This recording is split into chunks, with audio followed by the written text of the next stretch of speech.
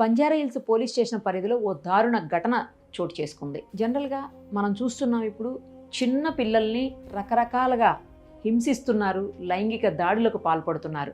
అది పక్కింట్లో వాళ్ళు, ఎదురింట్లో వాళ్ళు అవ్వచ్చు, లేదంటే స్కూల్లో టీచర్స్ కావచ్చు, క్లాస్మేట్స్ కావచ్చు, కొన్ని సందర్భాల్లో సీనియర్స్ కావచ్చు, కొన్ని సందర్భాల్లో ఇలా రకరకాలుగా, లేదు అంటే కోచింగ్ సెంటర్స్లో కావచ్చు, ఇట్లా చాలా చూస్తున్నాం. బట్ ఈ ఘటన మాత్రం అన్నింటికంటే దారుణం దారుణం దారుణం. ఎందుకంటే కన్న తండ్రే తన 4 ఏళ్ల చిన్నారి మీద లైంగిక దాడికి పాల్పడ్డాడు. 2 నెలల పాటు కంటిన్యూస్గా అమ్మాయి మీద లైంగిక దాడికి పాల్పడ్డాడంట. ఎంత దారుణం, ఎంత ఘోరం. అసలు వాడిని ఏం చెయ్యాలి మీరే చెప్పండి. తర్వాత ఆ పాపలో ఏదో చేంజ్ కనిపిస్తుందని తల్లి గమనించి హాస్పిటల్కి తీసుకెళ్ళి గైనకాలజిస్ట్కి చూపించారంట. గైనకాలజిస్ట్ చూసి, నాకైతే గైనిక్ ప్రాబ్లం లాగా అనిపించట్లేదు, ఒకసారి పాపని సైక్రియాటిస్ట్ దగ్గరికి తీసుకెళ్ళమని చెప్పారంట. అక్కడికి తీసుకెళ్లారు మదరు. తీసుకువెళ్ళాక పాపని కౌన్సిలింగ్ చేస్తే, చిన్న పాప 3.5-4 ఏళ్ల పిల్లని ఎంతసేపు అని ఎలా అని కౌన్సిలింగ్ చేస్తారు, ఎలా చెప్తుంది ఆ పిల్ల అర్థమయ్యేలాగా కూడా. మొత్తానికైతే కౌన్సిలింగ్ తర్వాత ఆ పాప చెప్పిన దాన్ని బట్టి ఆ తర్వాత టెస్ట్ చేస్తే ఆ పాప మీద 2 నెలలుగా లైంగికంగా దాడి జరిగినట్టు రుజువైందంట. ఇంకా ఆ తల్లి ఆరా తీస్తే పూర్తి స్థాయిలో ఎవరు ఏంటని తండ్రేనని తెలిసింది.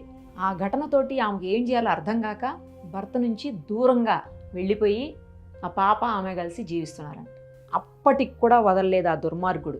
వాళ్ళు ఎక్కడున్నారో తెలుసుకొని అడ్రస్ వెతుక్కుంటూ అక్కడికి వచ్చి మళ్ళీ అక్కడ పాపని హెరాస్ చేయడం స్టార్ట్ చేశాడంట. ఇదేంటి అని చెప్పేసి అడ్డుకుంటే తల్లి, అంటే భార్య, నా కూతురు, నా ఇష్టం, నాకు అన్ని రైట్స్ ఉన్నాయి తన మీద, నేను ఏమైనా చేస్తానని చెప్పి సమాధానం చెప్పాడంట. గుట్టుగా ఉందాము, అంతటితో అయిపోతుంది, తండ్రికి దూరంగా తీసుకొచ్చేసాను కదా, నా పాపకి ఏ బాధ లేదనుకుంటే తల్లికి మళ్ళీ ఇలా స్టార్ట్ చేశాడు వాడు. అప్పుడు ఇంకా ఏం చేయాలో అర్థం కాని ఆ తల్లి వెళ్ళి పోలీస్ స్టేషన్లో కంప్లైంట్ ఇచ్చింది. పోక్సో చట్టం కింద వాడి మీద కేసు నమోదు చేశారు పోలీసులు. సరే, అది అలా పెట్టండి, కానీ తండ్రి రక్షణ ఇవ్వాల్సిన వాడు. ఆడపిల్లకి ఏదైనా కష్టం వస్తే తండ్రి, తర్వాత అన్నలు, సోదరులు. కానీ కన్న తండ్రే పాప మీద లైంగికంగా దాడికి పాల్పడితే ఇంకా ఆ పాప కష్టం ఎవరు తీరుస్తారు? అసలు ఆ పాప ఎవరికి చెప్పుకోవాలి? ఇంతకంటే ఘోరం ఎక్కడన్నా ఉంటుందా? బయట వాళ్ళ నుంచి కాపాడాల్సినటువంటి తండ్రే పాప మీద దాడికి పాల్పడితే అసలు ఏంటి, ఎక్కడికి పోతుంది ప్రపంచం, ఎటుపోతుంది? వాడు భార్యకి దగ్గరే ఉన్నాడు కదా, భార్య ఇంట్లోనే ఉంది కదా, పాప మీద ఎందుకు లైంగిక దాడి చేయాలి? ఎంత ఘోరం చెప్పండి. వాడిని ఏం చేయాలి అసలు? ఫస్ట్ గల్ఫ్ కంట్రీస్లో మనం చూస్తూ ఉంటాము, భయంకరమైనటువంటి శిక్షల్ని బహిరంగంగా అమలు చేస్తుంటారు. వీడి మీద కూడా అలాంటిది ఏదన్నా చెయ్యాలి. ఇక్కడ మన దగ్గర ఏమో టైం పడుతుంది, మన చట్టాలు అలా ఉన్నాయి, టైం పడుతుంది, అప్పటికి ఏం జరుగుతుందో తెలియదు. కానీ చిన్న పాప చెప్పలేనటువంటి పరిస్థితి. మొన్న ఈ మధ్యనే నేను మూవీలో చూశాను, బాలకృష్ణ గారి మూవీ, అది భగవంత్ కేసరి. ఆ మూవీలో బాలకృష్ణ హీరో, తర్వాత హీరోయిన్ ఏదో ఇష్యూలో పోలీస్ స్టేషన్కి వెళ్తారు. ఆ పోలీస్ స్టేషన్కి వెళ్ళినప్పుడు కరెక్ట్గా అదే టైంలో ఒక చిన్న పాపను తీసుకుని వేరే వాళ్ళు వస్తారు. ఏంటంటే ఇట్లా లైంగికంగా దాడి చేశారు, సమ్ ఆటో డ్రైవరో ఎవరో లైంగికంగా దాడి చేశారని చెప్తారు.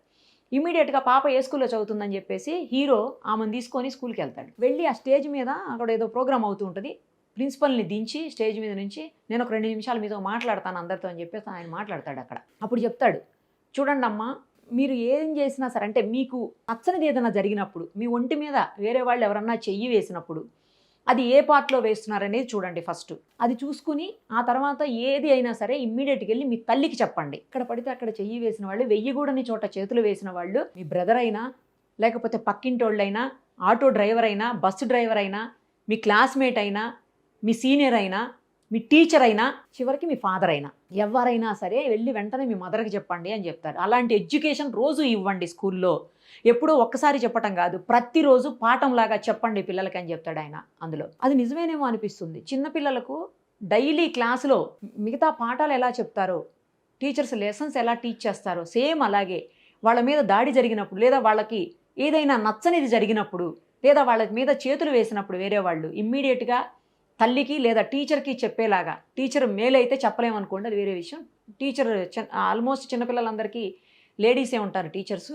సో ఇమ్మీడియట్గా తల్లికి అయితే చెప్పాలి అని చెప్పేసి చెప్తారు. 2 నెలల నుంచి ఆ పాప మీద, నేను ఇందాక చెప్పిన ఘటనలో తండ్రి నుంచి లైంగిక దాడి జరిగిందంటే ఆ పాప చెప్పలేకపోయింది. తల్లే గమనించి పాపలో మార్పులని, కొన్ని ఇబ్బందుల్ని గమనించి హాస్పిటల్కి తీసుకెళ్ళడం, ఆ తర్వాత సంఘటన బయటపడడం. సో ఏం చేస్తే ఇలాంటి వాళ్ళు మారతారు? ఎందుకు ఇంత దారుణంగా ప్రవర్తిస్తున్నారు? కన్న కూతురు నీ రక్తం పంచుకు పుట్టింది కదా బిడ్డ, నీ రక్తమాంసాలు పంచావు కదా పిల్లకి. అలాంటి పిల్ల మీద దాడి చేయడానికి నీకు చేతులు ఎలా వచ్చాయి? నీకు అసలు మనసు ఎలా అంగీకరించింది? నువ్వు మనిషివేనా? అసలు చెప్తుంటేనే నాకు ఒక రకమైన బాధగా ఉంది. మరి ఆ తల్లి ఎలా భరించిందో, వాడిని ఏమీ చేయకుండా ఎలా వదిలేసిందో నాకు అర్థం కావట్లేదు. అంటే బయటికి రాకూడదని చెప్పేసి ఆ వివరాలేమీ కూడా పోలీసులు వెల్లడించలేదు బయటకు. పేపర్లో అయితే న్యూస్ వచ్చింది కానీ పోలీసులు అయితే వెల్లడించలేదు. కానీ ఆలస్యంగా వచ్చింది అది కూడా. ఆమె అప్పటికీ చాలా కాలం భరించి ఆ తర్వాత కేసు పెట్టింది భర్త మీద. కానీ ఇంత దారుణంగా ప్రవర్తిస్తున్నారు మనుషులు. అసలు మనుషులా పశువులా అర్థం కావట్లేదు. మనం గతంలో కొన్ని వింటుంటాం, పాము తన పిల్లని తానే చంపుకుంటుంది, తన గుడ్లు తానే తింటది అని చెప్పేసి. ఇది కూడా అదేనేమో, అదే బాపతలాగా అనిపిస్తుంది. కఠినమైన శిక్షలు ఇమ్మీడియట్గా అమలు చేయాలి ఇలాంటి వాళ్ళ విషయంలో. అలా చేస్తేనే ఉన్నాయి, చట్టాలు అయితే ఉన్నాయి, కఠినంగానే ఉన్నాయి. కానీ ఇమ్మీడియట్గా శిక్షలు పడితే చాలా చోట్ల చూస్తున్నాం మనం. అప్పుడు ఇలాంటివి జరగకుండా ఉంటాయి. 16 నెలల పసిపాపం చేశారు వరంగల్లో. ఆ కేసులో శిక్ష పడింది అనుకోండి యావజ్జీవం, అది తర్వాత విషయం. 70-80 ఏళ్ల ముసలావిడి మీద కూడా చేశారు. కాకపోతే ఈ కేసులన్నీ కూడా వేరే వాళ్ళు చేసినవి అనమాట. అంటే సొంత తండ్రి చేయలేదు, ఇవి వేరే వాళ్ళు ఎవరో చేసినవి. కానీ ఇదేంటి దారుణం? సొంత తండ్రే కూతురు మీద దాడి చేయటం అమానుషం కదా. ఇంతకంటే భయంకరమైన ఘటన ఇంకోటి ఉంటుందని నేను అనుకోవట్లేదు అంత చిన్నపిల్ల మీద. మారండి. ఎందుకు ఇలా చేయటం? ఎందుకు? ఏం చేద్దామని? ఏం సమాజానికి ఏం మెసేజ్ ఇస్తున్నారు? ఇంట్లో వాళ్ళకి ఏం మెసేజ్ ఇస్తున్నారు? అంటే తల్లికి ప్రతి క్షణం పిల్లల్ని కనిపెట్టుకునే ఉండాలా ఇంట్లో? బయటికి వెళ్ళే పరిస్థితి ఉండదా తల్లి? దయచేసి ఇలాంటి వాటిల్లో పోలీసులు కూడా స్పీడ్గా యాక్షన్ తీసుకోవాలి. త్వరగా ఛార్జ్షీట్ వేసేసి వాళ్ళని ఎంత వీలైతే అంత తొందరగా విచారణ చేసేసి కోర్టుల్లో కూడా శిక్ష వేస్తే, ఆ శిక్షలు కూడా భయంకరంగా ఉంటే ఇంకొకళ్ళు అలాంటివి చేయడానికి బహుశా భయపడతారేమో అట్లీస్ట్.